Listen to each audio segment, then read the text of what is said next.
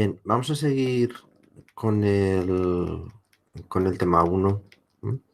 Entonces, en la última sesión nos quedamos aquí en esta diapositiva.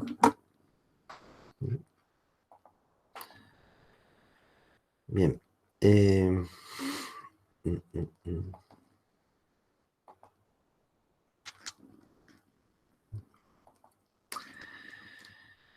En el diseño de sistemas de control hay que tener en cuenta que se trata de un diseño iterativo. Esto es algo muy propio de la ingeniería.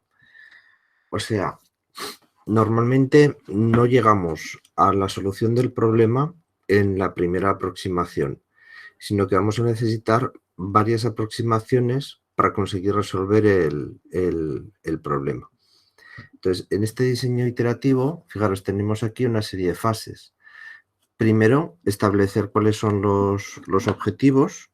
Segundo, identificar las variables a controlar. Tercer paso, escribir las especificaciones. Y a partir de ese momento entramos en un bucle donde establecemos la configuración del sistema, obtenemos un modelo matemático del proceso, o sea, aquello que queremos controlar, del actuador, pues el amplificador de potencia más el regulador con el que, bueno, el amplificador de potencia y el sensor que vamos a utilizar. Establecemos un controlador, aquel ajuste que vamos a hacer para ese controlador y intentamos optimizar los parámetros del controlador y analizar el rendimiento. Entonces, si el rendimiento ya es el que buscamos, pues hemos terminado, hemos acertado a la primera.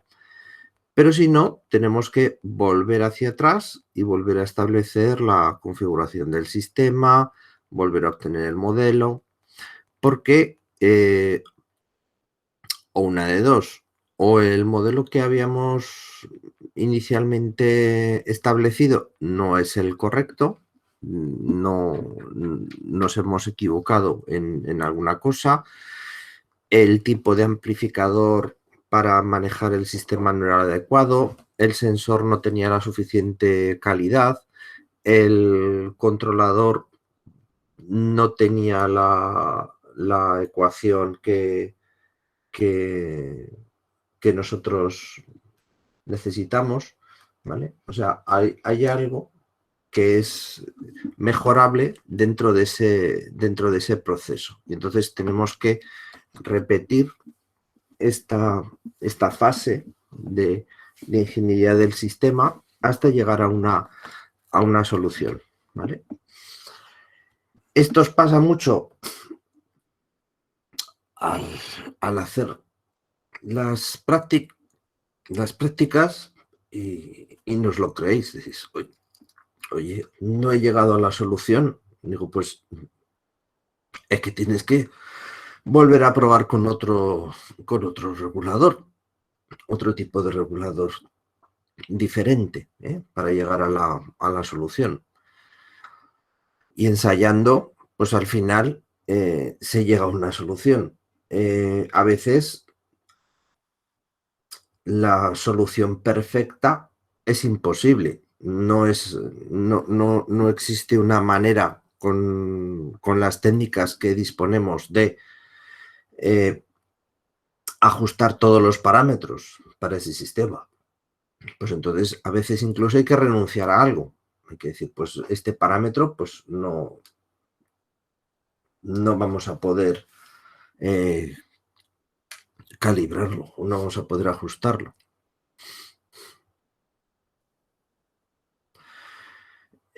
Los sistemas mecatrónicos son una combinación de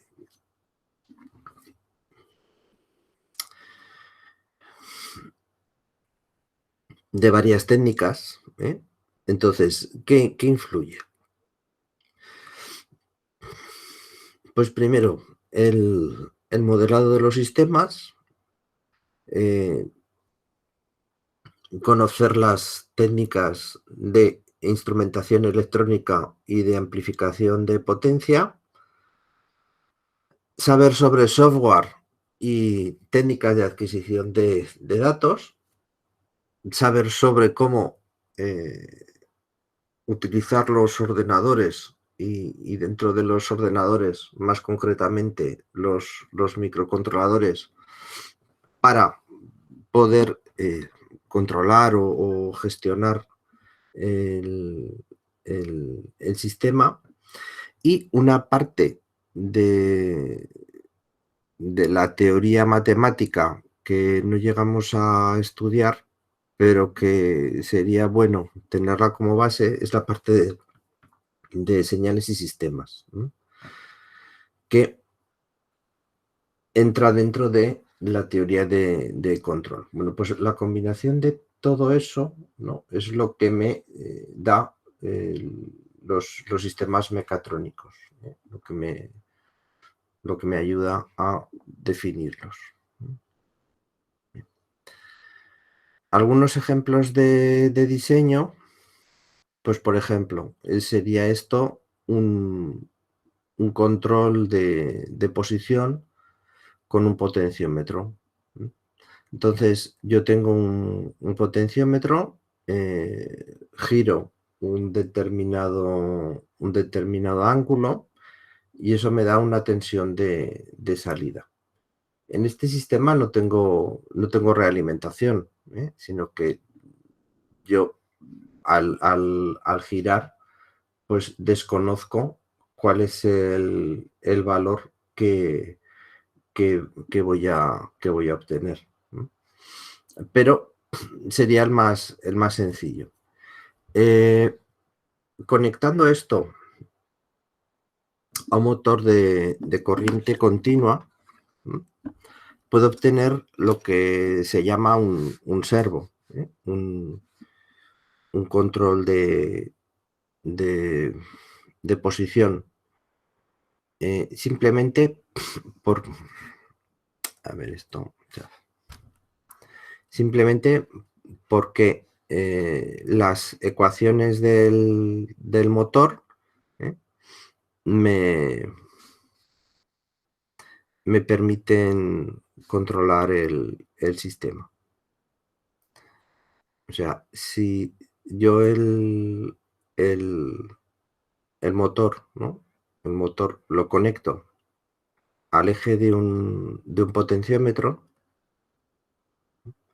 y el potenciómetro pues lo alimento a una tensión, y la salida del potenciómetro a través de un amplificador lo realimento a la tensión de alimentación del motor, y aquí le pongo la referencia, pues entonces consigo un control de posición, ¿vale?, con realimentación. Y esto es lo que llamaríamos un servo básico, ¿no?, del funcionamiento del sistema.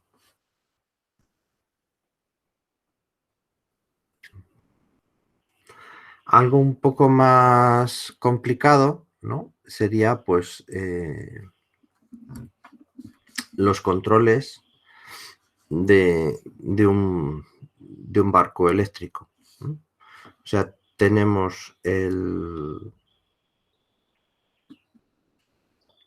motor, ¿no?, del motor del barco que mueve las hélices, tenemos el sistema de alimentación.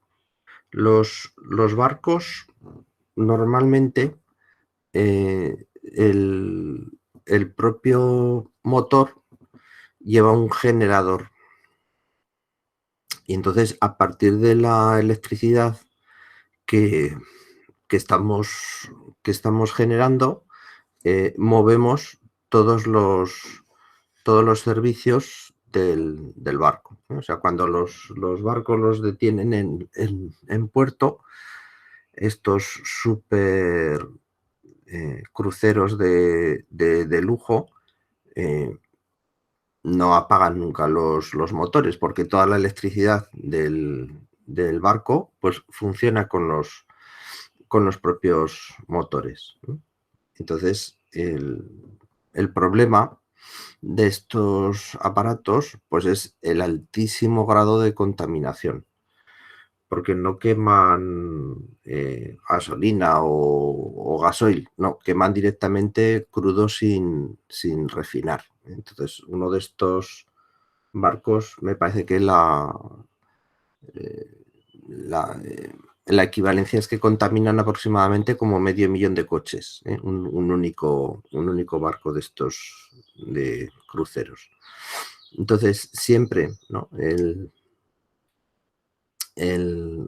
Este generador es el que está funcionando y dando corriente eléctrica para todo el sistema.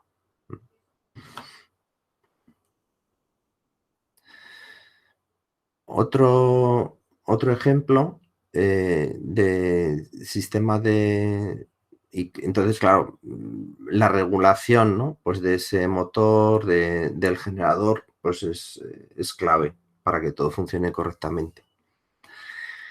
Son los lanzadores de aviones en los portaaviones con sistemas lineales electromagnéticos, ¿no? Entonces, el mecanismo convencional de lanzar los aviones es con una especie de tirachinas, ¿no? Pero claro, ¿qué pasa si lo que tenemos es un muelle, ¿no? Que está tirando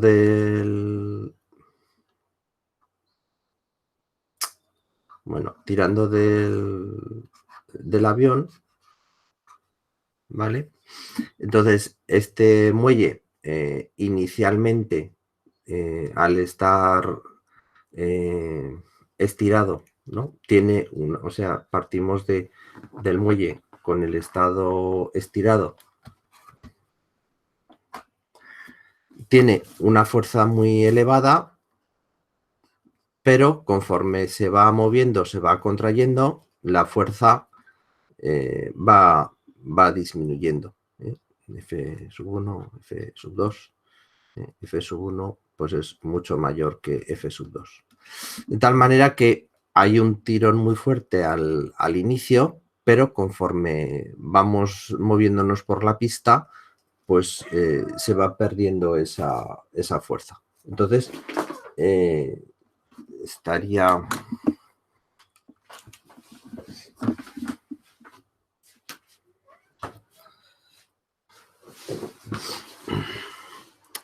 bien para este tipo de sistemas disponer de un mecanismo que fuese lineal. Entonces, ¿cuál es la solución? Pues poner en la pista un electroimán que podemos ir conectando por zonas y entonces vamos moviendo el imán que lleva el gancho del avión para que vaya desplazándose a través de la pista, ¿eh? Simplemente conectando un imán y desactivando los otros para que se vaya moviendo siempre hacia ese imán. De esa forma conseguimos mantener una aceleración constante a lo largo de toda la longitud de la pista y que, pues, sin someter al piloto a unas aceleraciones tan elevadas al principio del movimiento, pues con la misma longitud de pista conseguir la velocidad mínima para que el avión pueda comenzar a volar, ¿vale? Sería esa tenía un vídeo, no sé si funcionará.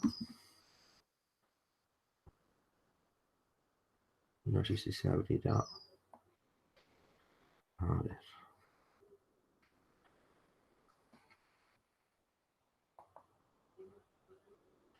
Sí, pues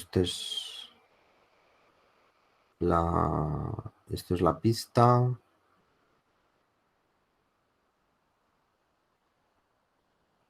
Entonces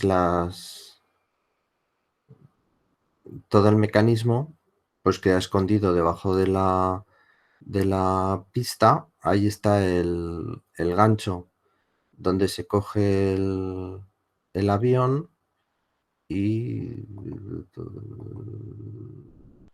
pues eso, enganchan el avión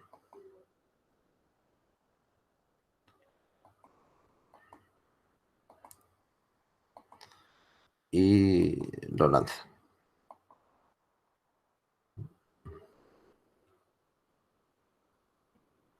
Se trata eso, de que en una longitud de 20 o de 30 metros, pues se pueda lanzar consiga el avión la velocidad necesaria de despegue, pues que al menos es de entre 200 y 300 kilómetros por hora necesitas conseguir para que la geometría del avión pues pueda volar. Que solo con los motores pues no es suficiente. ¿Vale?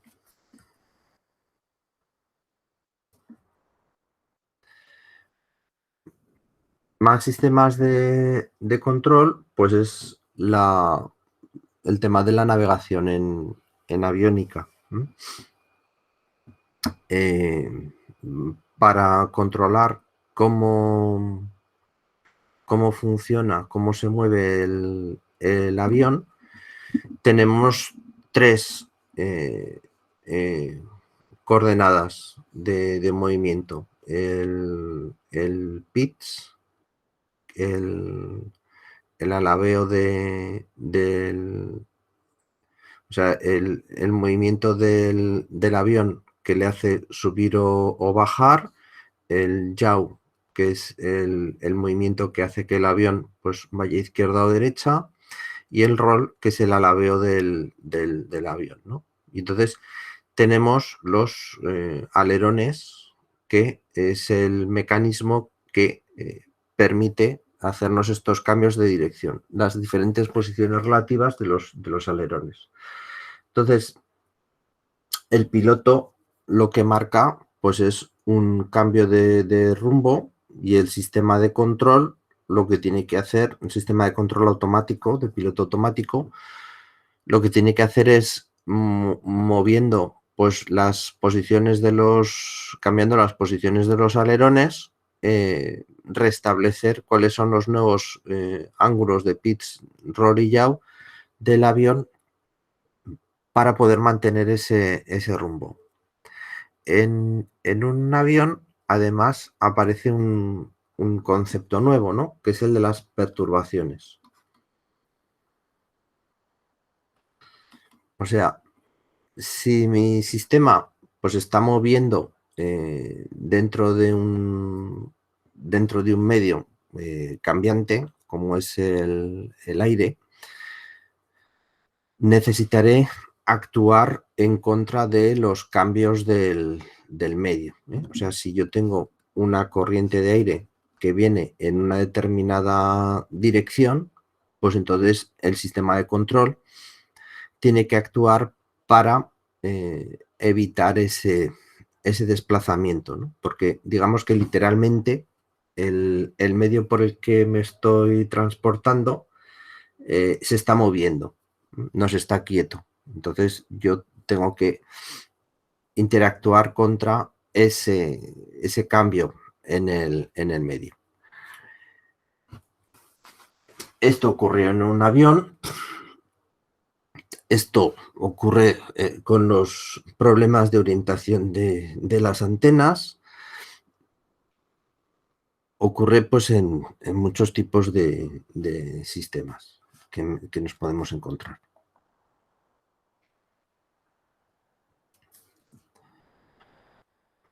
Más problemas de diseño es, por ejemplo, la red eléctrica. Entonces, la red eléctrica, digamos que tenemos unos puntos donde se está produciendo la corriente eléctrica, centrales nucleares,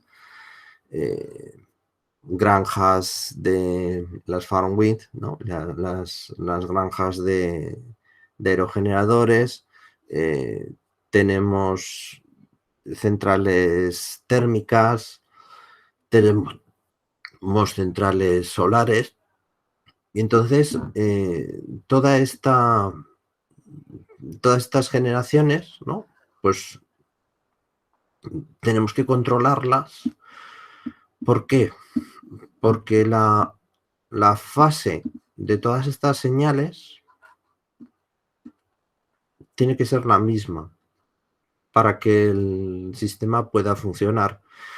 Pero además, la longitud de estos cables es diferente. Por lo tanto, no se trata de que yo en origen genere con la misma fase. Se trata de que yo genere con la fase adecuada para que cuando tengo que combinar todas estas señales eléctricas me lleguen en fase en los puntos en los que yo voy a mezclar esa señal en la red. La red eléctrica, para evitar las pérdidas, tiene que aumentar la tensión, transportar en muy alta tensión en la parte, y luego cuando llega a nuestra casa, por reducir la tensión, ¿vale? El sistema de venta o de comercialización de la energía eléctrica en España implica que hay un distribuidor que es el que nos vende a nosotros la electricidad, que se la compra a los productores. Entonces, no se puede modificar la capacidad de generación instantáneamente, o no podemos controlar, pues, por ejemplo, cuánto están produciendo las granjas de sistemas de aerogeneradores, o cómo está la intensidad del sol. Lo único que podemos actuar es sobre las centrales de producción nuclear o sobre las centrales térmicas. Entonces, cuando se prevé un incremento de consumo, lo que se hace es entrar en una especie de subasta. Decir, pues mira, va a haber mucho consumo, pues entonces, ¿a qué precio me vais a vender la electricidad? Entonces, los que tienen las centrales de producción, pues establecen un precio. Según algunas regulaciones que hubo en algún momento, pues el precio era de las que más cara fuera de todo el sistema de producir la energía eléctrica.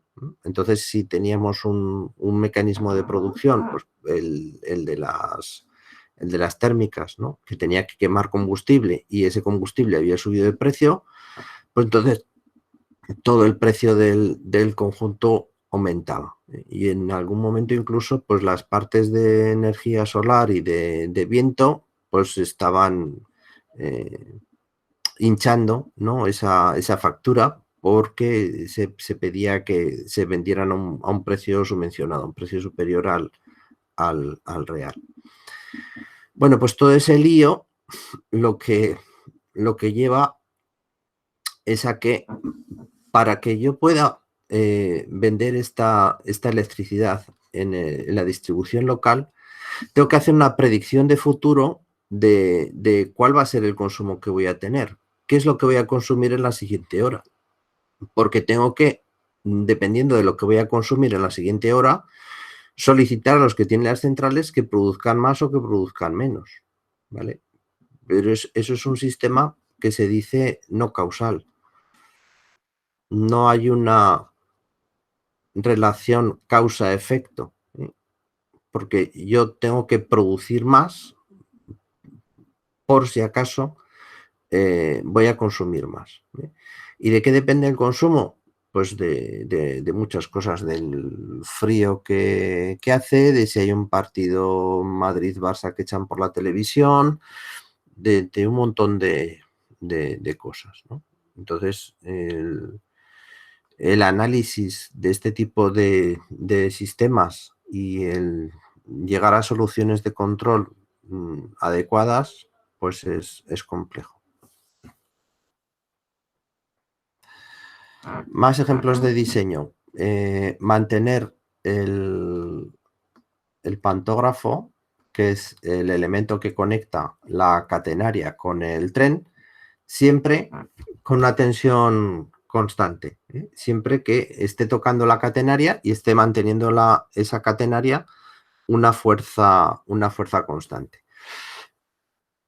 Porque el cable entre dos postes pues va teniendo una posición diferente. Entonces hay que ir moviendo el pantógrafo para mantener la presión constante con la catenaria. Y no es un sistema sencillo cuando el tren se mueve a 300 kilómetros por hora.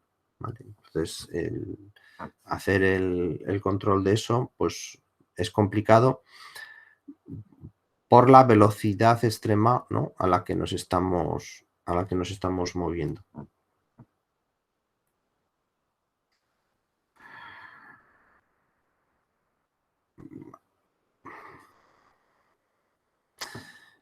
Esto sería el tema de ya lo diré. Bueno, sí, un torno, por ejemplo, tendríamos este problema. El banco de trabajo de un alfarero serían problemas de este estilo. Entonces, sistemas en lazo abierto sin realimentación, pues es simplemente con una batería o con una fuente de alimentación de continua. Tendríamos aquí la referencia de la posición, o sea, de la velocidad de giro del motor, un amplificador de corriente continua que nos proporcionaría la corriente y la tensión adecuada para el motor de corriente continua, y eso nos daría una velocidad omega de giro dentro del disco de la mesa del alfarero. ¿Qué pasa? Si nosotros añadimos más masa dentro de la mesa, pues entonces la velocidad del motor se va a reducir, y para conseguir mantener la velocidad constante tendremos que estar continuamente tocando la referencia de velocidad del sistema. Lo ideal que sería disponer de un control realimentado, ¿no? Entonces, ¿cómo sería el control realimentado? A ver, ¿quiere pasar esto o no quiere pasar esto? Ah, sí, vale. Un control realimentado, pues aquí añadimos un sensor de velocidad, un tacómetro, un sensor de velocidad. ¿Vale? Entonces, el tacómetro no es mi sensor de velocidad favorito, pero es uno muy barato y muy sencillo. Entonces, la corriente y la tensión con la que estamos alimentando el motor. El tacómetro me da una tensión proporcional a la velocidad de giro del sistema. Entonces, de la tensión de referencia y de la tensión que me está diciendo el sensor, sacamos la tensión de error. Y ahora, ese error es lo que utilizamos para amplificar más o menos el error. Y eso lo que me lleva es a cambiar la velocidad del sistema más o menos, ¿vale? Entonces, así llegamos pues al sistema de control de bloques, que sería de un sistema de realimentado, ¿no? Un sistema en lazo cerrado. ¿Vale? ¿Dónde podemos incidir o dónde podemos modificar? ¿Qué es lo que podemos modificar? Pues el motor es el que es, el proceso es el que es. Podemos mejorar el sensor, pues si en vez de un tacómetro utilizamos un sensor digital, y podemos actuar sobre el controlador, pues en vez de que sea solo un amplificador que tiene una ganancia fija K, pues que sea un elemento que tenga una función de transferencia, una estrategia de control pues un poco más sofisticada, ¿vale? No, eso es lo que...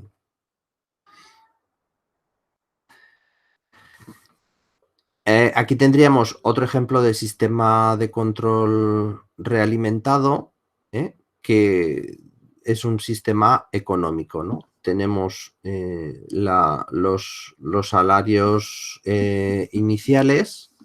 Entonces, a partir de esos salarios que tú tienes de los salarios actuales.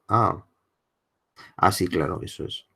A partir de esos salarios, pues la industria pues genera unos precios, ¿no? Pues que dependen del salario de los trabajadores, que dependen del precio de las materias primas. Entonces, esos precios pues modifican el coste de vida y entonces eso implica un incremento, una modificación de los salarios, ¿vale?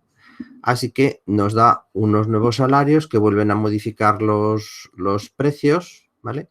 Y esto es un sistema de realimentación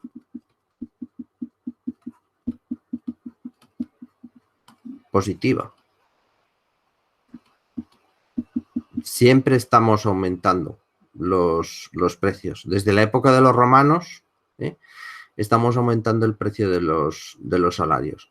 Por lo tanto, la respuesta de este sistema es siempre una respuesta que tiene esta forma. Es una curva exponencial, ¿no?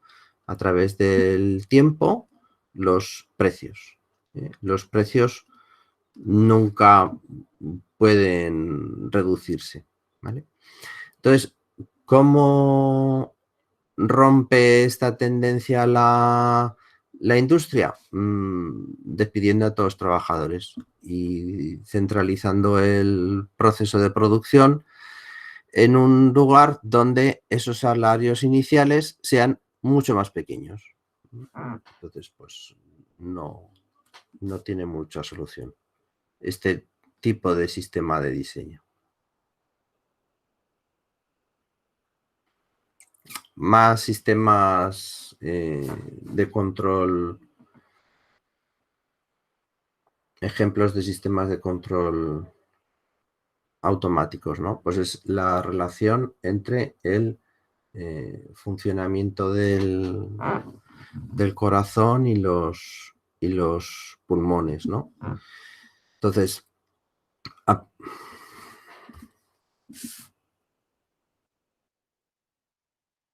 partir de la fuerza con la que los pulmones se están moviendo, llegamos a la velocidad de las pulsaciones del corazón.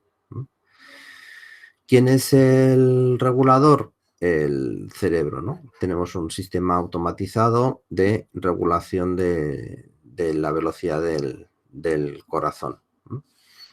Entonces, el sistema vascular es el mecanismo que hace de realimentación a través de unos receptores de presión que hay en el cerebro, ¿vale? Y eso es lo que nos da un sistema realimentado de control a partir de el aire que estamos respirando, la cantidad de aire. Otro ejemplo de diseño pues son los sistemas de dispensación automática de glucosa.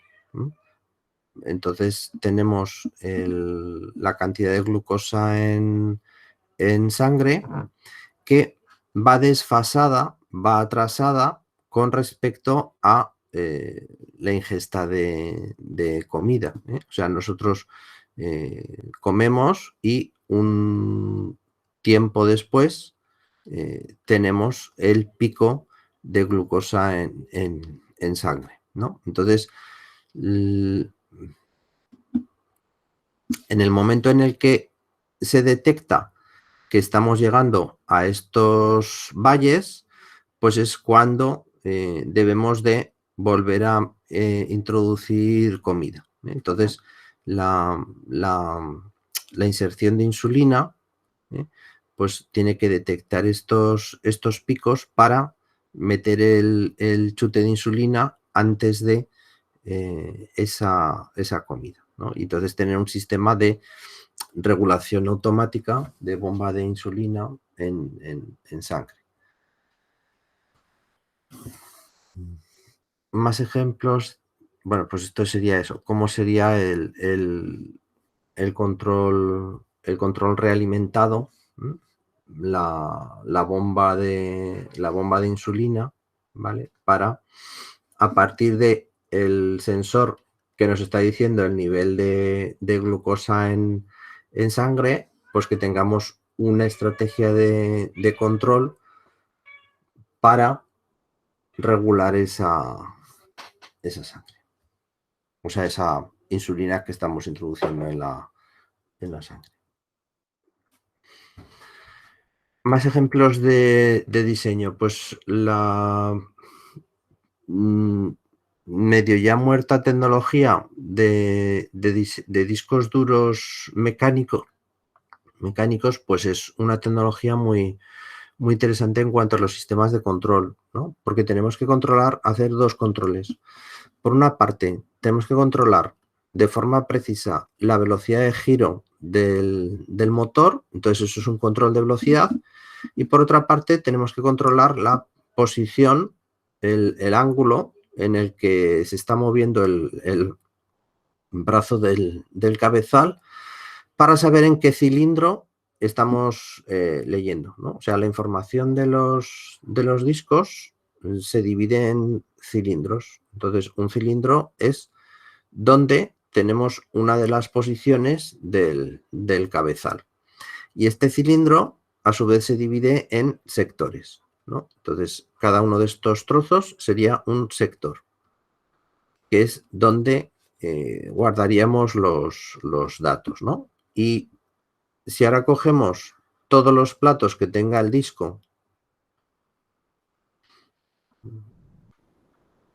¿no? Con todos los cabezales que tienen cabezales por la parte superior y por la parte inferior de cada uno de los discos.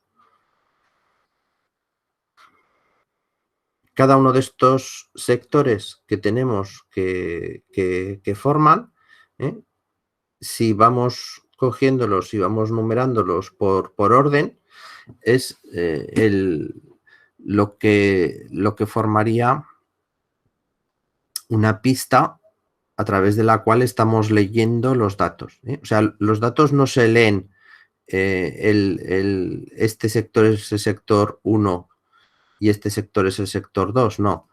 el sector 1 es la parte superior del plato y el sector 2 es la parte inferior del plato, ¿no? Y entonces, de esa manera, pues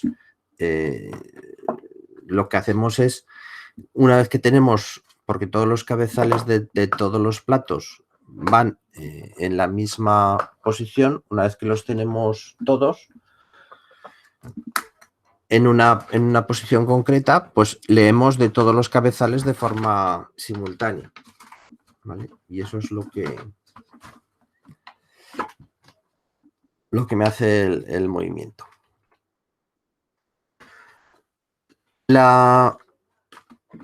El incremento de densidad, o sea, los megas que caben por pulgada cuadrada o por centímetro cuadrado, pues... uy, Dios, está paseándome la gata por encima del ordenador. A ver quién la convence ahora de que se vaya. Eso. Bueno, este incremento de densidad, pues, ¿qué hace? Que cada siguiente generación de discos duros, para mejorar esa densidad, pues tengamos que tener sistemas más precisos de posicionamiento del cabezal dentro del sector y de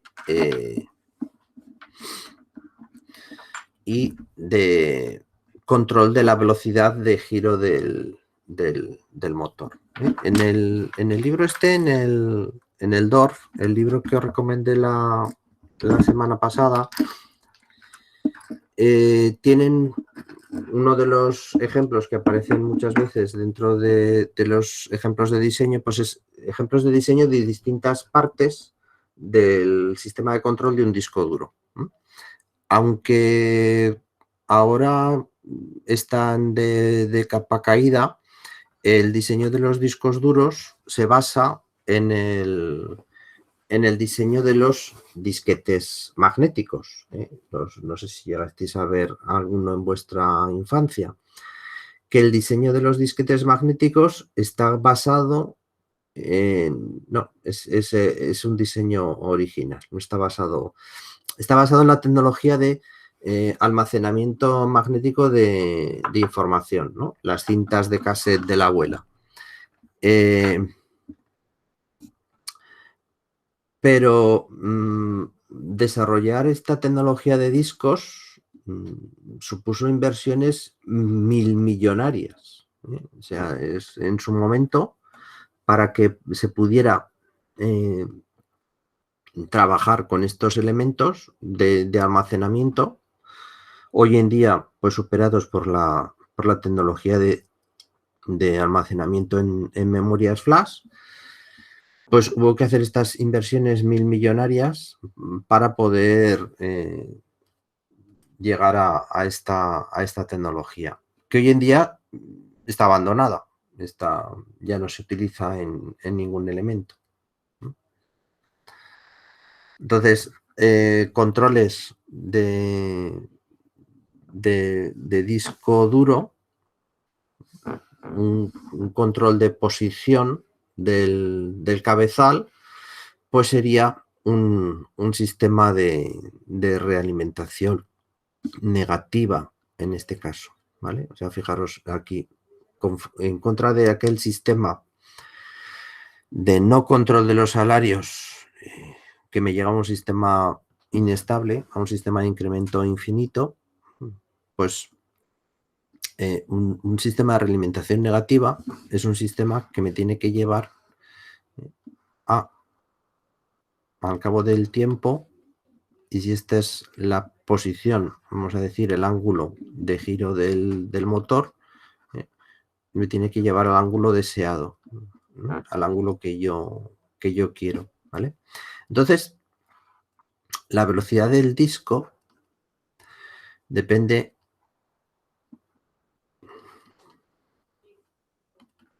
de este tiempo, el tiempo de asentamiento, el tiempo que tarda desde que yo le doy la orden de ponerse en una determinada posición hasta que el disco ha llegado a esa a esa posición.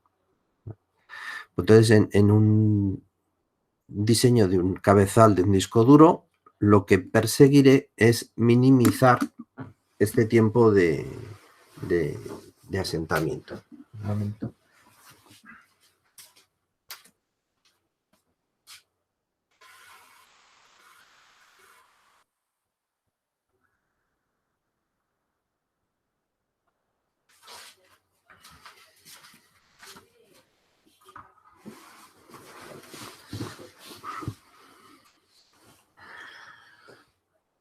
La tecnología de vehículos eléctricos, pues sería otro de los lugares donde hay montones de sistemas de control realimentados, ¿no?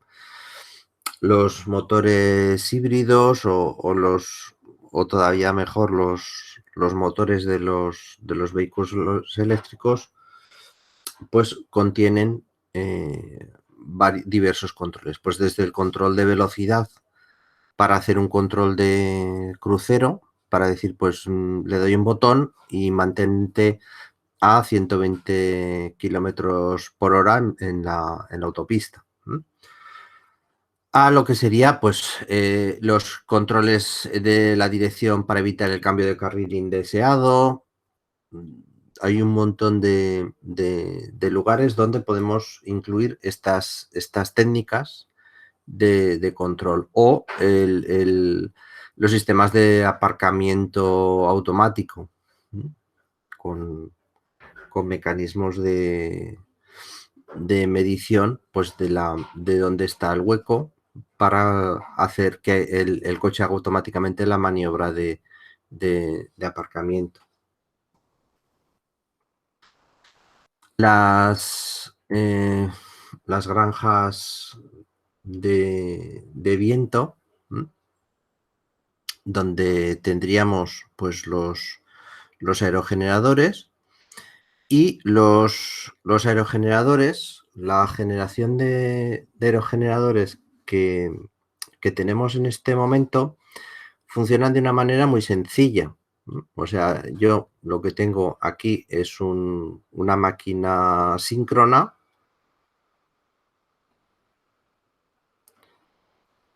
que está conectada a la red, ¿no? En trifásico.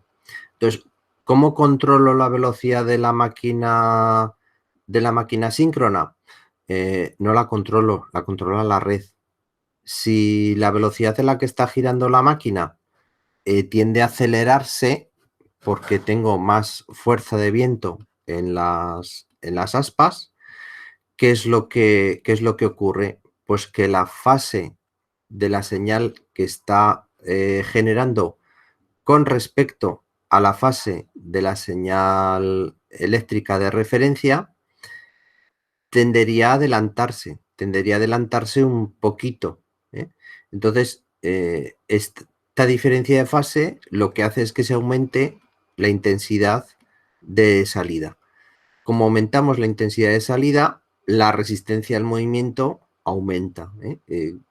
Tengo un mayor consumo de energía eléctrica, pues entonces tengo una mayor resistencia al movimiento. Y entonces el motor se autorregula gracias al consumo de la energía eléctrica que hace. ¿Cuál es el problema? Pues que con este mecanismo el 100% de la producción eléctrica no puede ser granjas de aerogeneradores, porque ellas se acelerarían, irían cambiando la frecuencia de red ellas solas, ¿no? Entonces, hacen falta elementos reguladores, hacen falta centrales que tengan otros mecanismos de producción de la energía eléctrica que regulen el funcionamiento del aerogenerador. ¿Se puede controlar el aerogenerador? ¿Hacer un control? Sí, modificando el ángulo de las palas. Si yo modifico el ángulo de las palas, pues entonces cambio la resistencia al viento que están aplicando las palas y entonces así puedo mantener la velocidad de giro del aerogenerador constante, que es lo que me hace falta para que la máquina síncrona pueda funcionar correctamente. ¿Habría otra forma de diseñarlo? Sí, esto es como lo hacemos en España, pero en algún otro país lo que hacen es la corriente que genera la máquina síncrona, yo la meto a un rectificador y entonces saco corriente continua. Y a partir de la corriente continua yo la introduzco en un inversor y entonces el inversor me vuelve a generar otra vez corriente alterna. Entonces, esta corriente alterna que yo genero con el inversor ya la puedo generar como yo quiera, porque el inversor es un dispositivo electrónico. Entonces ya la genero en la fase y la potencia que necesite la red en este instante. ¿Qué ventaja me da este sistema? Pues que el rendimiento del aerogenerador depende mucho, pues, de las condiciones de viento, y maximizar el rendimiento del aerogenerador para todas las condiciones de viento, todas las velocidades diferentes de viento, es muy complicado, ¿no? Entonces, en los sistemas actuales hay que tener cierta pérdida de potencia para poder mantener el sistema funcionando. Con sistemas de este tipo, el rendimiento podía ser siempre el óptimo para las condiciones de viento actuales, para la velocidad de viento que tenemos en este momento.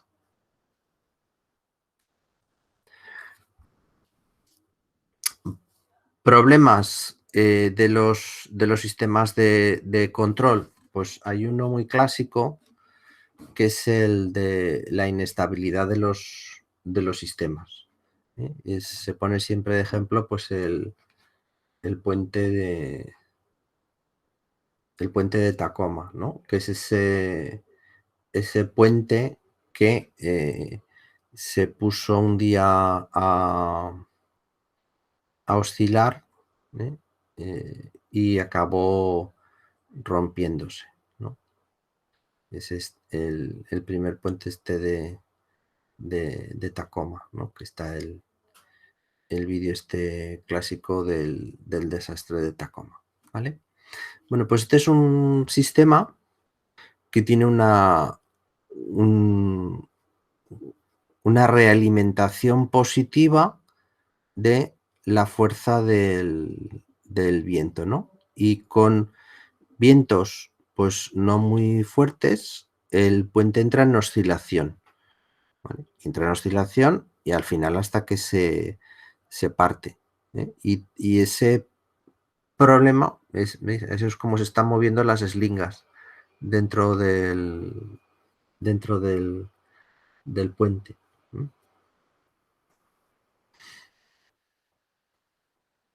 Hasta que se parte, pues, por fatiga de los materiales, no un día de bastante viento, ¿vale? Pero, pues, eso no lleva para que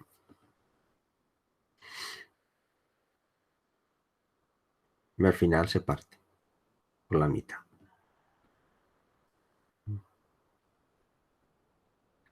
Con el coche aquel del...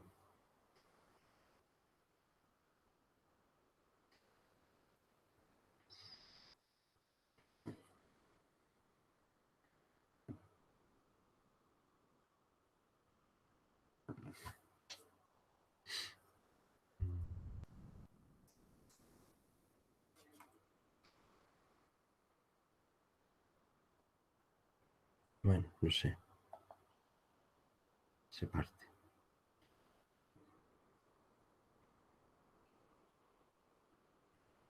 Acaba yéndose al suelo. En distintos estudios que se han hecho del modelo, el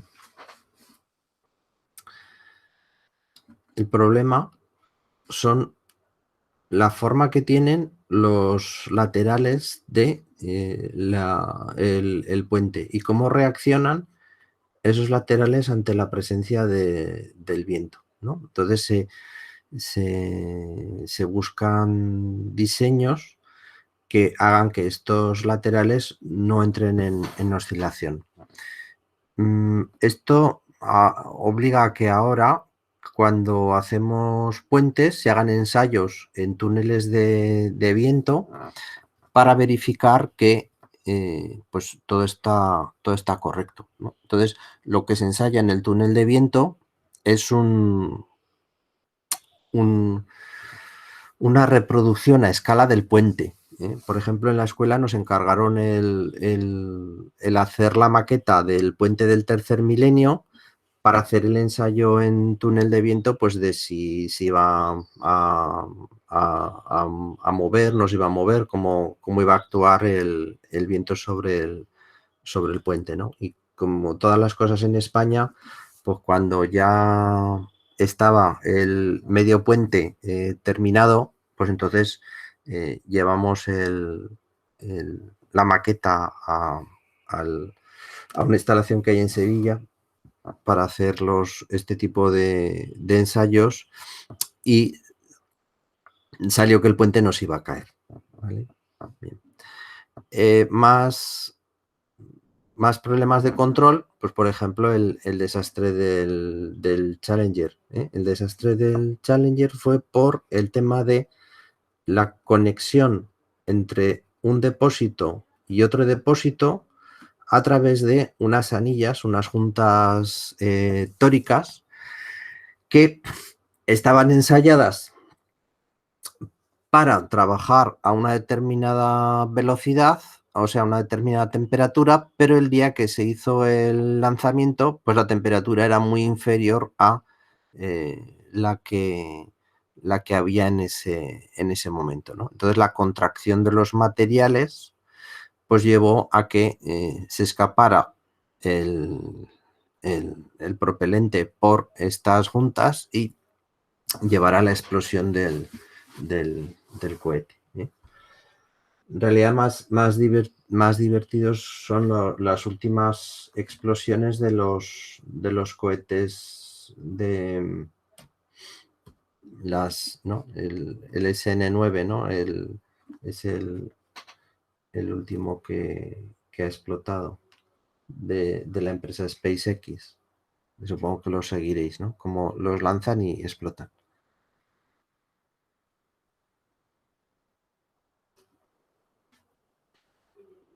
Bueno, bien, pues hasta aquí este tema. No, descarto.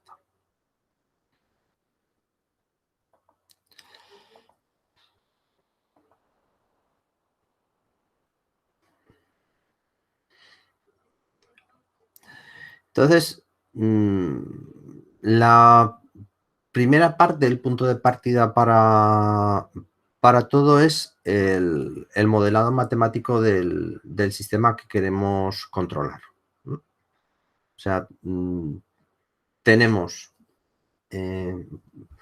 siempre algo, un motor, un horno, la bomba de insulina, la posición de un eje de un disco duro, de un robot. Algo sobre lo que queremos actuar. Entonces, lo primero que tenemos que conseguir es un modelo matemático que nos relacione la salida de ese sistema con respecto a la entrada del sistema. Pues si es un motor,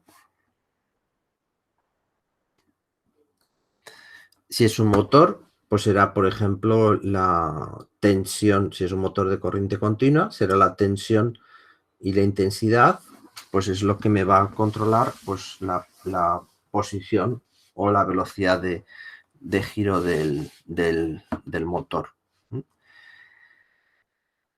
Si es un motor síncrono de corriente alterna, pues entonces será la frecuencia y la tensión con la que estoy alimentando el motor. Dependiendo de qué tipo de sistema físico es el que queremos controlar, pues van a ser unas variables u otras. este comportamiento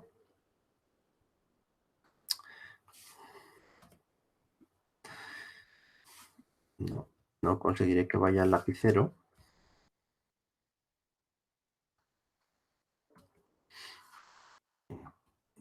Los días quieres funcionar. No quiere. Este comportamiento tiene que ser el comportamiento dinámico del sistema, ¿vale? Y la parte dinámico es donde cambian las cosas. Porque tengo que expresar cómo evolucionan las variables físicas del sistema con respecto al tiempo. Eso es lo que quiere decir el comportamiento dinámico.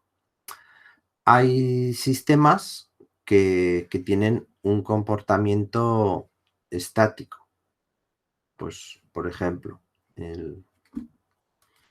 a ver, si lo pongo aquí en la pizarra, ahí sí que me va a dejar dibujar.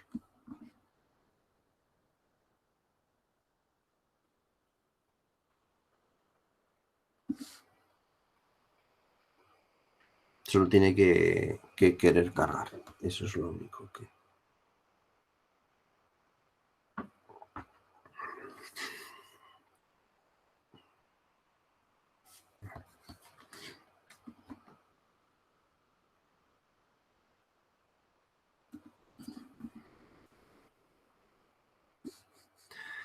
Bueno.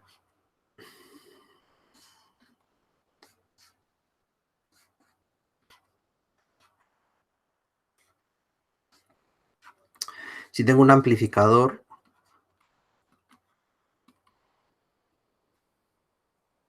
claro que tengo una tensión de entrada y una tensión de salida. Entonces, el parámetro, la ganancia del amplificador es la relación entre la tensión de salida partido por la tensión de entrada, ¿vale?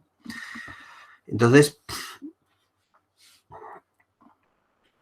si vamos mirando, ¿no?, la evolución con respecto al tiempo, si yo tengo distintos valores de ganancia seleccionados, pues yo tengo diferentes valores de tensión de salida.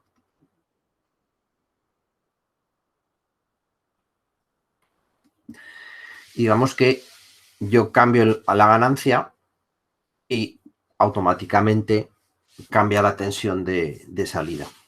Bueno, no es estrictamente cierto, pero cambia tan deprisa que eso, en unos pocos microsegundos ha cambiado el valor de esa tensión de salida.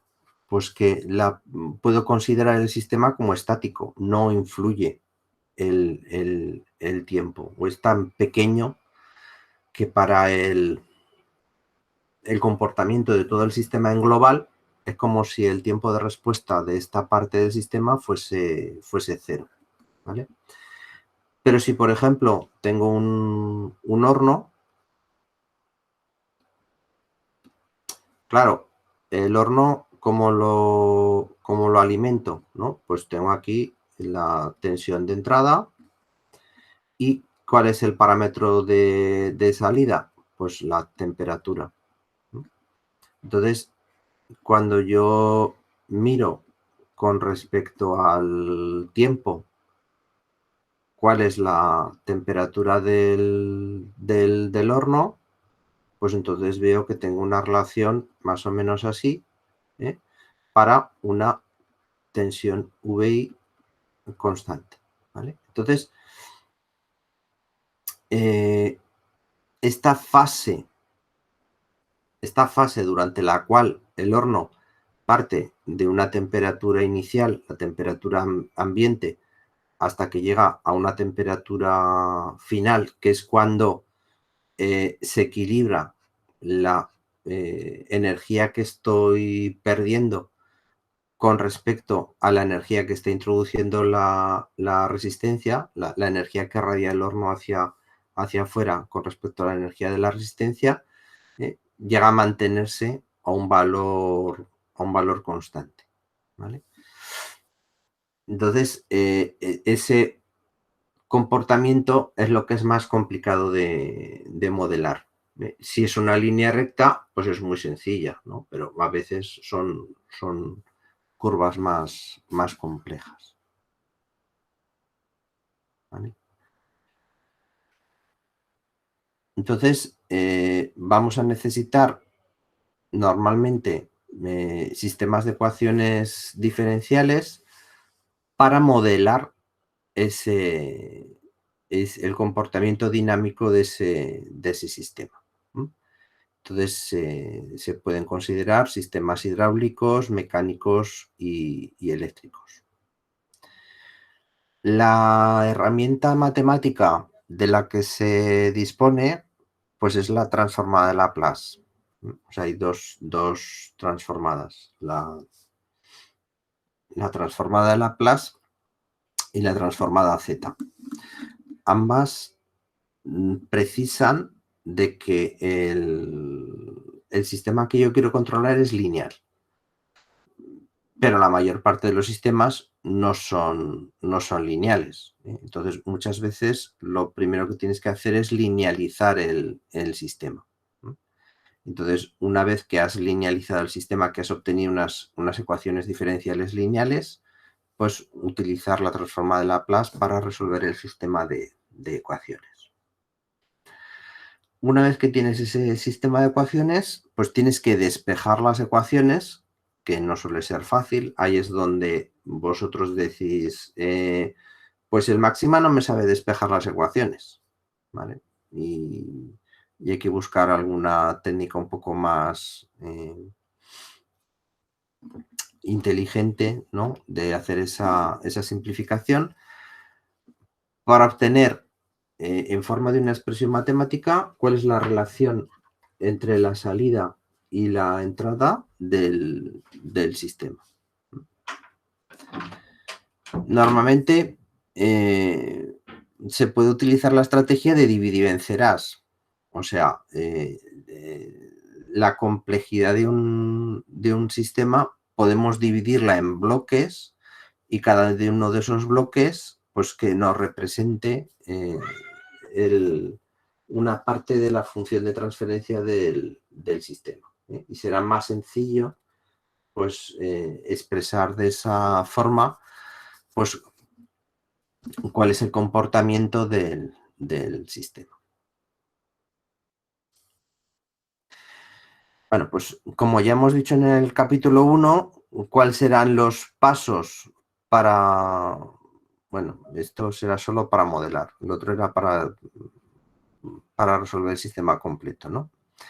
Entonces, estos serán los pasos que tenemos que seguir, ¿eh? Definir cuál es el sistema, hacer un modelo matemático, escribir las ecuaciones diferenciales, resolver las ecuaciones diferenciales para las variables de salida, evaluar las soluciones y ver si estas soluciones coinciden con los compromisos que hemos establecido, normalmente de tiempo de respuesta y de error.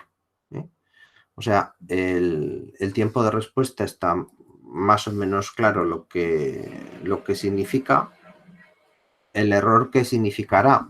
Pues claro, si yo este horno quiero hacerlo como un sistema de control realimentado, ¿no? Pues entonces la resistencia la conecto a un amplificador, la sonda de temperatura la conecto a un sensor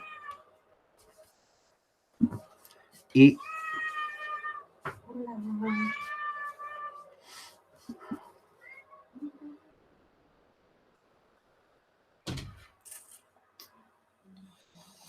esto es lo que me gusta de la pizarra, se puede mover. Y aquí tendré mi regulador que toma la referencia, el valor de temperatura que yo quiero obtener y con el control realimentado del sensor, ¿vale? Entonces, ¿cómo expreso los compromisos? Pues los expreso en forma de tiempo de asentamiento.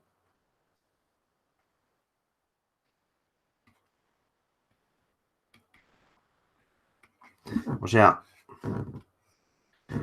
para llegar a la temperatura final, a la temperatura objetivo, no, más fácil, eso es. Temperatura objetivo, ¿cuánto tiempo ha transcurrido?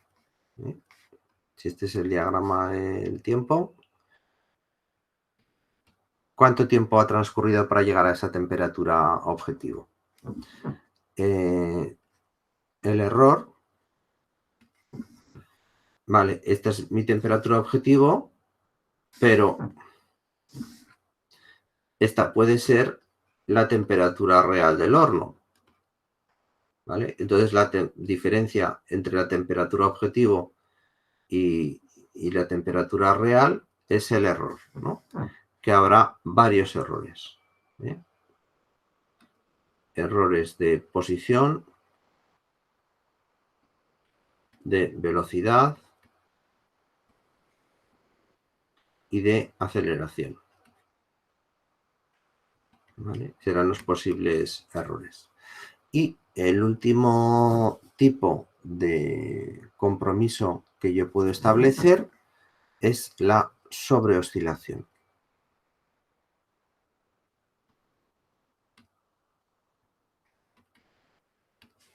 Que consiste en, partiendo del punto inicial para llegar hasta el punto final, ¿cuál es el valor máximo? Este valor máximo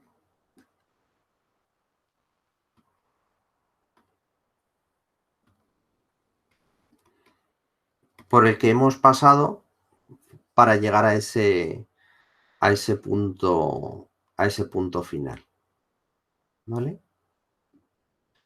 Entonces, pues eso, serán estos serán los compromisos o la forma de expresar esos compromisos la mayor parte de los sistemas, ¿no? En algunos casos, pues bueno, pues puede que haya alguna necesidad de alguna ligadura adicional, ¿no? Pues dice, pues es que además esta resistencia tiene una tensión máxima de 500 voltios y mientras estás haciendo tal, no puedes pasar de esos 500 voltios. Bueno, pero ¿eso qué significa al final? Que teniendo en cuenta otro parámetro adicional que no sea la temperatura, sino que sea la tensión en la resistencia a través del tiempo, tenga que hacer también un análisis y que diga pues que esto no llega a pasar nunca de esos 500 voltios, ¿vale? Esos van a ser los diferentes compromisos que yo tengo que establecer.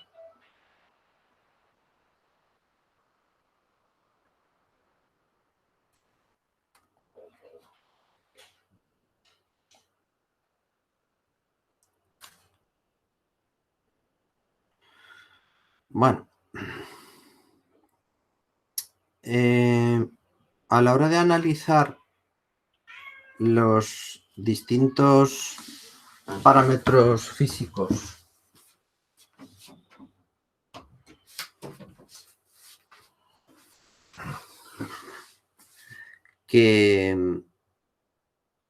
con los que yo quiero trabajar, voy a encontrarme con dos tipos de variables, ¿no? Las variables que yo puedo medir entre dos puntos del sistema y las variables que atraviesan el sistema. El ejemplo tradicional, pues es... No, pues no me...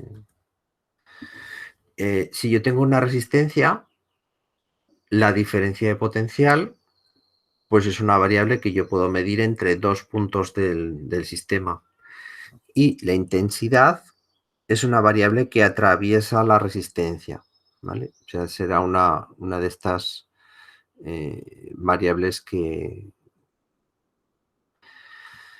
Si yo estoy hablando, por ejemplo, de un sistema mecánico, por ejemplo, pues el muelle con una masa conectada en su parte superior, el par será como la corriente eléctrica de una resistencia. Es una variable que atraviesa el sistema. Y la velocidad de giro será algo que yo puedo medir entre dos puntos del sistema, porque yo puedo medir la velocidad en la base del sistema y la velocidad en la parte superior del sistema, ¿no? Entonces, dependiendo de este par de torsión, pues yo tendré dos velocidades diferentes en cada uno de los puntos del sistema, ¿no? Entonces, esta será una variable que yo mido como una diferencia como la diferencia de potencial de las resistencias, ¿no? Y el par será como la corriente que atraviesa las resistencias.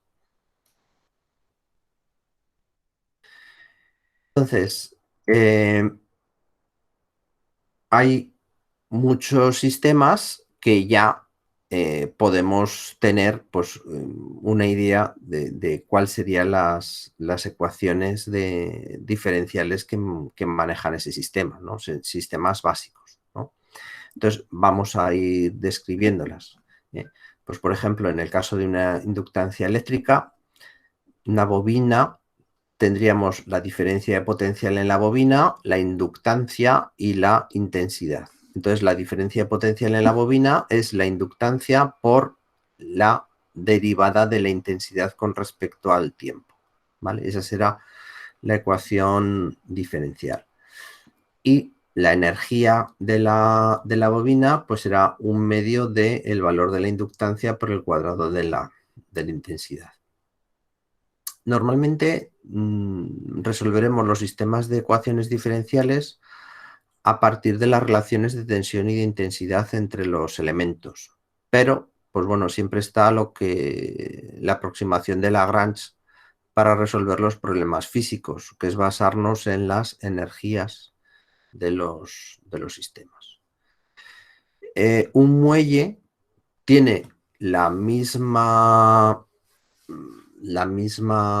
relación que una bobina, pero donde hemos sustituido la intensidad por la fuerza, ¿no? Y K por la inductancia, K la constante del muelle.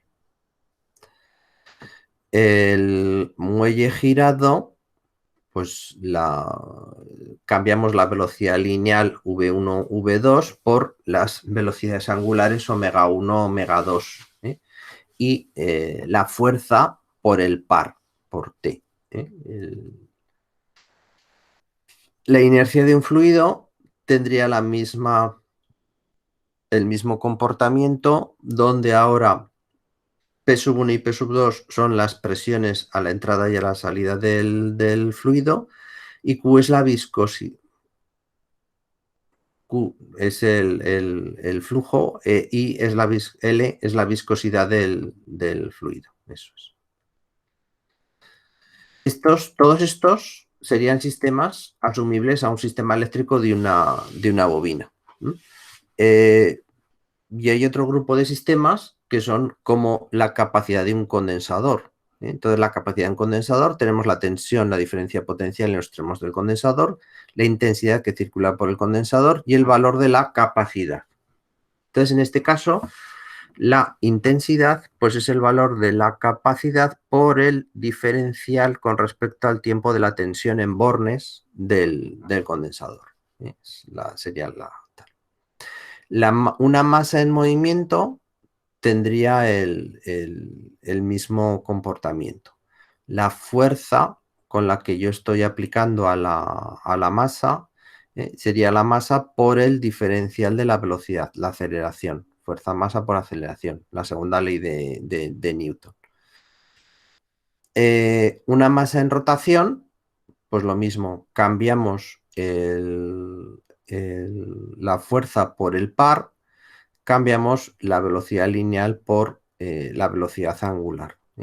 Y entonces el par será el momento de inercia por la velocidad angular, o sea, la derivada de la velocidad lineal, la velocidad de giro, omega. O la capacidad de un fluido, pues entonces no, tenemos el caudal, la capacidad y la derivada de las presiones. O la transferencia de calor a través de un sistema, pues la cantidad de calor será esta capacidad térmica por la derivada de la diferencia de temperaturas entre la entrada y la salida del sistema. En electrónica, estos problemas de capacidad térmica tienen una gran importancia, porque muchas veces los sistemas electrónicos fallan por descontrol de la temperatura. O sea, lo que ocurre es que se nos quemen los componentes, los transistores. Y la verdad que se nos pueden quemar, pues, con no cantidades muy grandes de energía. O sea, uno de los problemas tradicionales es que los transistores se nos quemen en las conmutaciones, o sea, cuando están cambiando de estado de saturado a corte, porque esa conmutación sea muy lenta. Y entonces eso obliga a que la base o el drenador, la unión puerta-surtidor del transistor tenga que disipar mucha energía en un momento determinado. Y esa energía a la cual se quema un transistor es de milijulios, no es de un montón de... No, son milésimas de julio.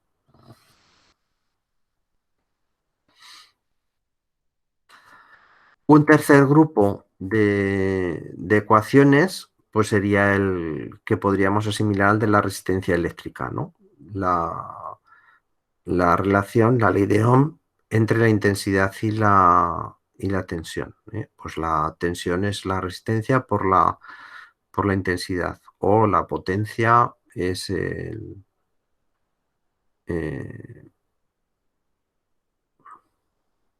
la resistencia, o sea, la tensión por la intensidad, ¿no? o la resistencia por el cuadrado de la intensidad, R por I cuadrado, o 1 partido por R por V cuadrado. ¿Vale? Son las distintas expresiones. Esto es equivalente pues, a un amortiguador, donde la fuerza es el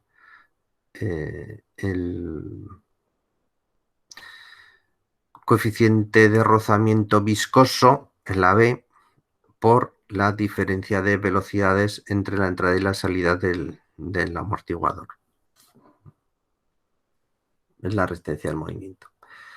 La rotación del amortiguador, pues de nuevo sustituimos el par por la fuerza, o sea, la fuerza por el par y la velocidad angular por la velocidad lineal, pero sigue teniendo una expresión lineal. No es una ecuación diferencial. O la resistencia de fluido también es una relación lineal entre las presiones y la capacidad del fluido. O la resistencia térmica de una unión también es una velocidad lineal.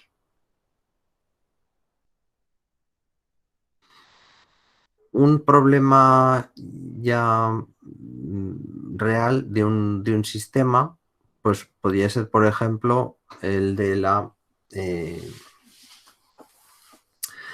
el control o el averiguar cuál es la posición de una masa sujetada por un muelle dentro de un pistón, por ejemplo, o dentro de un cilindro, ¿vale? Entonces, ¿qué elementos tenemos? Pues tenemos, por una parte, la fuerza de la gravedad, que está haciendo bajar hacia la masa, hacia abajo. Por otra parte, tenemos la constante de la resistencia que opone el muelle al movimiento a través de esa constante K, que aquí en un muelle, la primera mentira es que decimos que la fuerza del muelle es directamente proporcional a la constante K, pero es mentira porque la resistencia que opone el muelle depende de la posición del muelle.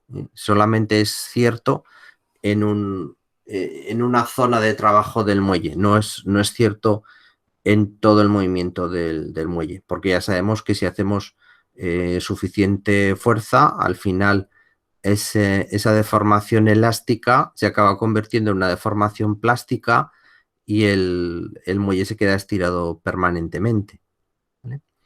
Y por último tendríamos el rozamiento viscoso de la masa contra las paredes del cilindro o del elemento sobre el que se está moviendo.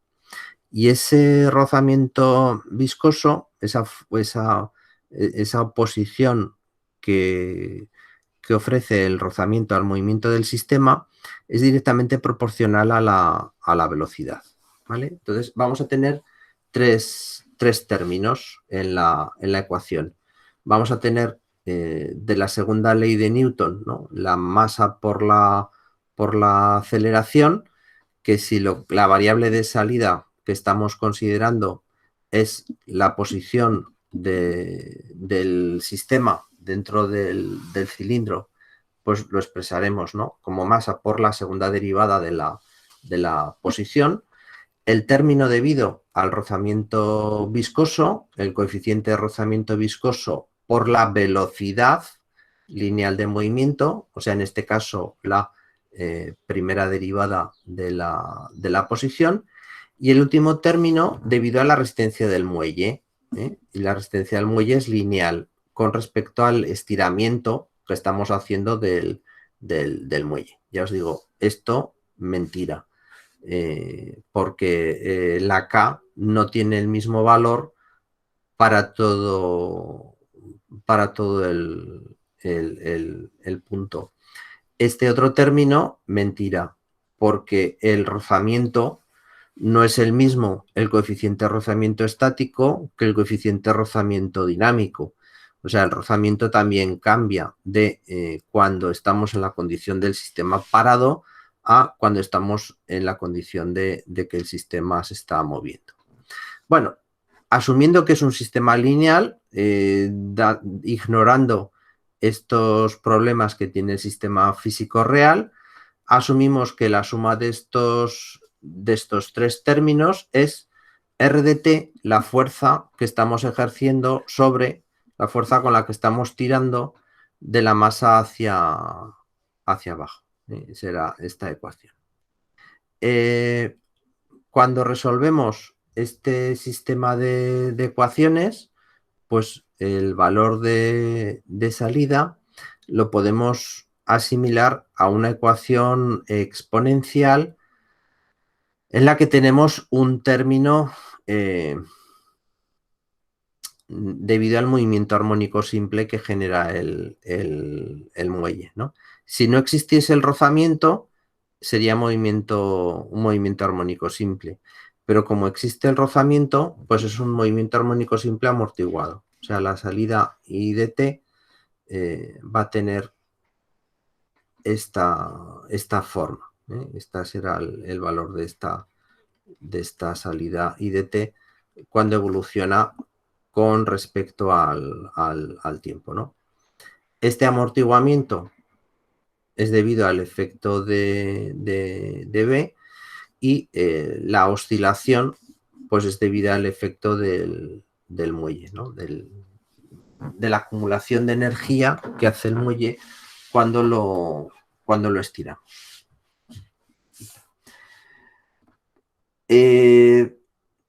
A veces trabajaremos con sistemas mecánicos, pero yo me siento más cómodo trabajando con sistemas electrónicos, ¿no? Entonces, este mismo comportamiento lo podríamos encontrar en un sistema eléctrico, donde lo que tenemos aquí es un generador de corriente y tenemos, por ejemplo, un sistema RLC con una resistencia, una bobina y un condensador en paralelo, ¿no? Y aquí tenemos la diferencia de potencial VDT, que sería nuestro valor de... Entonces, la corriente de salida del generador se dividirá entre una corriente a través de la resistencia, una corriente a través de la inductancia y una corriente a través del condensador. Entonces, la intensidad IDG será la suma de estas tres intensidades. ¿Vale? Así que lo único que tenemos que hacer es expresar cómo es la intensidad en una resistencia, pues la tensión partido por la resistencia, cómo es la intensidad en un condensador, C por el diferencial de VDT, y cómo es la intensidad en una bobina, 1 partido por L por la integral entre 0 y T de VDT diferencial de T. Y esto será R de T, la intensidad que está generando el generador.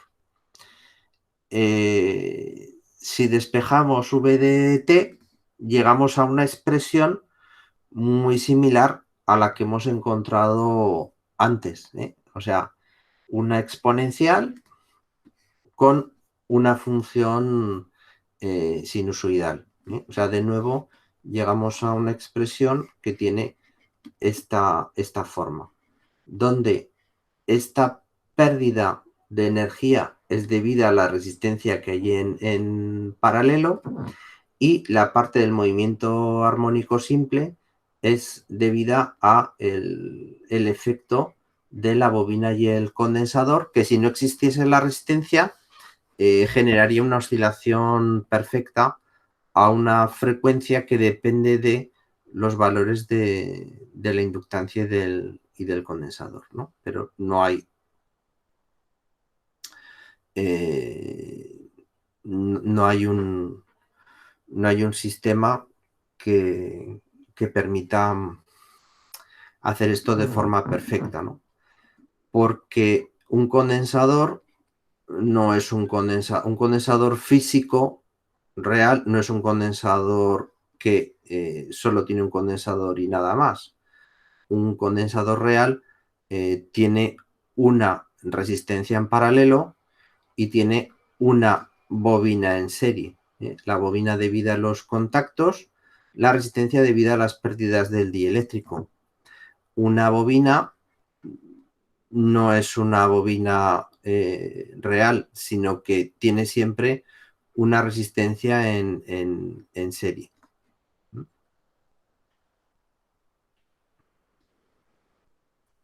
Este sería el modelo de un condensador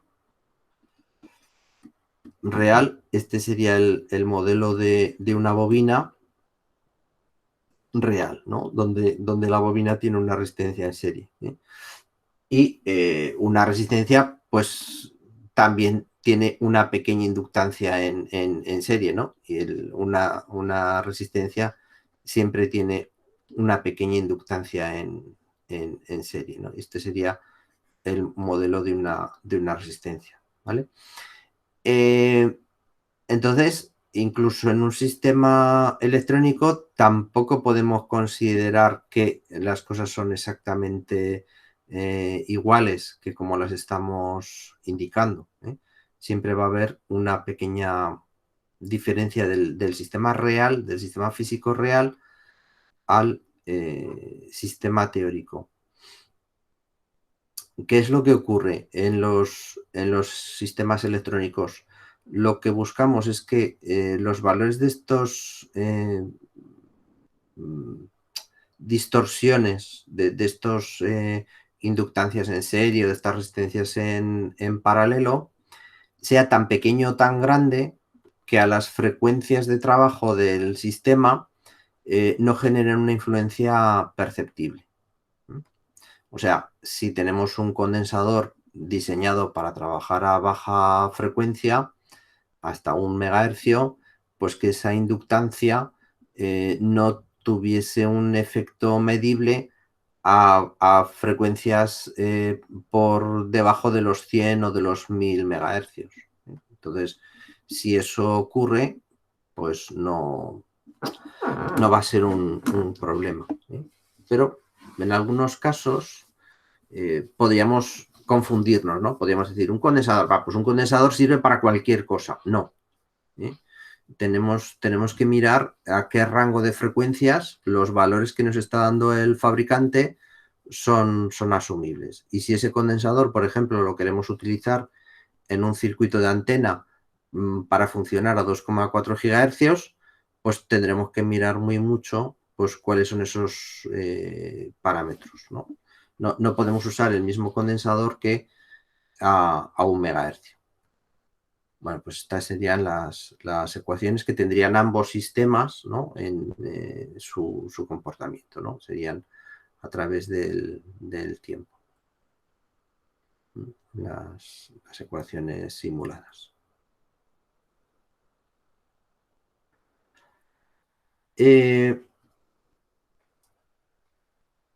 Tener sistemas lineales, pues será imprescindible para poder trabajar con la transformada de Laplace, ¿no? Si no es posible. Para que esto sea posible, un sistema lineal tiene que cumplir dos principios: el principio de superposición y el principio de homogeneidad. ¿Qué quiere decir el principio de superposición? Pues que si una salida es una determinada función de la entrada, si ahora yo tengo dos valores de entrada diferentes, x1 y x2, eso me dará dos salidas distintas. Se me acaba de poner todo el ordenador en negro. No sé qué he tocado. El botón de reset del sistema.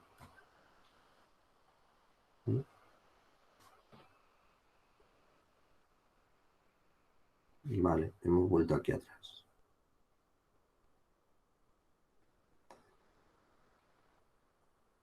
Estábamos aquí. Vale. Eso es.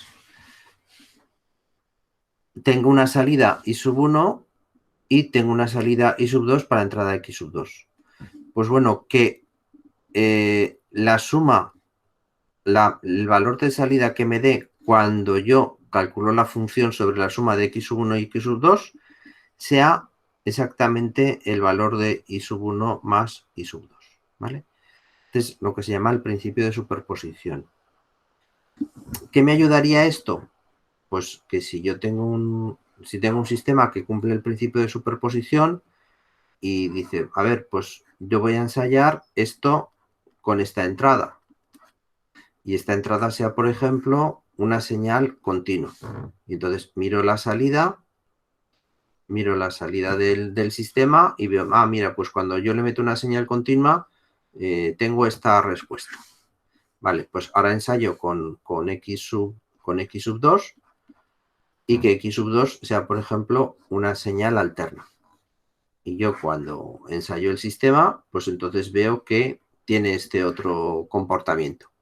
Pues bueno, que el comportamiento final del sistema, cuando yo tengo la señal real, que es la suma de estas dos entradas distintas, pues que sea la suma de esas dos señales, ¿vale? Esto me ayuda mucho en el análisis del comportamiento de los sistemas, porque es muy complejo analizar un sistema igual con la suma de estas dos señales, pero es sencillo analizarlo con cada una de ellas por separado y luego calcular cuál es la respuesta a partir de la suma de las señales. Y la segunda propiedad que tiene que cumplir es la propiedad de homogeneidad. O sea, si yo tengo una salida I de t, que es una función de la entrada x de t, cuando yo multiplico la entrada por una constante m, la salida tiene que quedar multiplicada por una constante m, ¿vale? Y este principio es muy complicado de cumplir, ¿no? Parece el más tonto, el principio de homogeneidad, pero si la función de transferencia de mi sistema es la ecuación de una línea recta, ya no lo cumplí.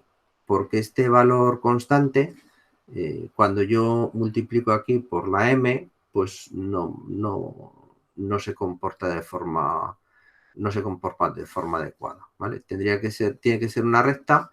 Si es una recta, tiene que pasar siempre por el origen. No puede pasar por otro punto. Muchas veces, cuando tenemos sistemas no lineales, la forma de linealizarlo es utilizar una serie de Taylor. Y de esa serie de Taylor, quedarnos con los primeros componentes de la serie, ¿no? Recordar que las series de Taylor es la forma que tenemos los informáticos de resolver las ecuaciones complicadas, porque las máquinas solo saben sumar, restar, multiplicar y dividir. Entonces, una serie de Taylor es una serie polinómica. Suma, restas, productos y divisiones. Una máquina, un ordenador no sabe calcular el seno de un ángulo o no sabe calcular la tangente de un ángulo. Tenemos que dividirla en una ecuación que sí que sea computable por la máquina. Entonces, utilizando esta técnica de series de Taylor, pues llegaremos a una solución. Bueno, y hasta aquí lo que ha dado el tiempo de hoy, ¿vale? ¿Habéis estado muy callados o no me funcionan los altavoces? ¿O ha sido la clase muy aburrida?